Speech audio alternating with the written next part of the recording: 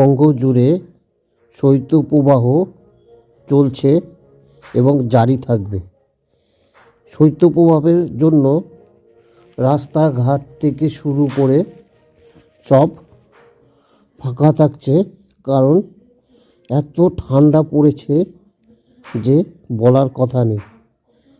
সাথে সাথে এত ঘন কুয়াশা যে এখান থেকে কিছুটা দূর পর্যন্ত ঠিকমতো দেখা যাচ্ছে না। সাথে পাহাড়ে চলছে অবিরাম তুষারপাতের জন্য রাস্তাঘাট যেখানে সেখানে পাহাড়ে বরফের বৃষ্টি হতেই চলেছে। এই এত পরিমাণে বরফ পড়ছে যে সেখানে ঘর বাড়ি গাছপালা থেকে শুরু করে রাস্তাঘাট সমস্ত কিছু সাদা সাদা চাদরে ভরে গিয়েছে। কোনটা কার গাড়ি সেটা এখনো পর্যন্ত বোঝা যাচ্ছে না।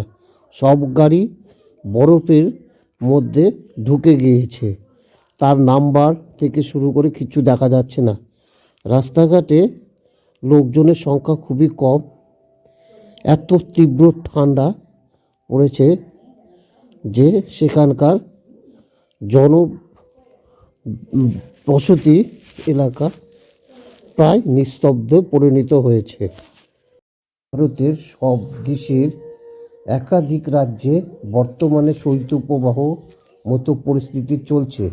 তার উপরে এই হাড় কাঁপানো ঠান্ডার মধ্যে মাঝে মধ্যে কোথাও বৃষ্টির পূর্বাভাস রয়েছে। সতর্কতা করেছে আগামী দিনে উত্তর পশ্চিম ভারত এবং মধ্য ভারতের রাজ্যগুলিতে শীতের আরও বাড়ার সম্ভাবনা আছে। সর্বনিম্ন তাপমাত্রা নামতে পারে 2 থেকে 3 ডিগ্রি সেলসিয়াস। এছাড়া উত্তর ভারতে দুদিনে ঘন থেকে অতি ঘন কুয়াশা থাকতে পারে। এরপর কুয়াশার দাপট কিছুটা হলেও কমবে। পাঞ্জাব, হরিয়ানা, চণ্ডীগড়, দিল্লি, উত্তরপ্রদেশ, রাজস্থান, বিহার, ঝাড়খণ্ড, পশ্চিমবঙ্গ, সিকিম এবং মধ্যপ্রদেশে সর্বনিম্ন তাপমাত্রা 6 থেকে 10 ডিগ্রি সেলসিয়াসের মধ্যে থাকতে পারে। এছাড়াও ঠান্ডা হাওয়ার দাপটও কমবে না এখনই। আগামী 3 থেকে 4 দিন জোর জেট স্ট্রিম বাতাস জোর অব্যাহত থাকতে পারে। জেট স্ট্রিম হওয়ার কারণে উত্তর ভারতে প্রচণ্ড ঠান্ডা পড়বে। এছাড়াও সিকিম ও অরুণাচল প্রদেশে আগামী 5 দিন হালকা বৃষ্টিপাত হতে পারে। পশ্চিমবঙ্গে একাধিক জেলায় আগামী বুধবার পর্যন্ত বৃষ্টির পূর্বাভাস রয়েছে।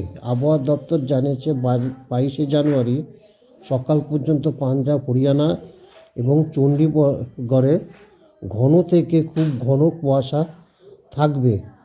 আগামী 2 দিন উত্তর ভারত কোল্ড ডে পরিস্থিতি বজায় থাকবে। উত্তর ভারতের একাধিক রাজ্যে শৈত্যপ্রবাহ সম্ভাবনা রয়েছে।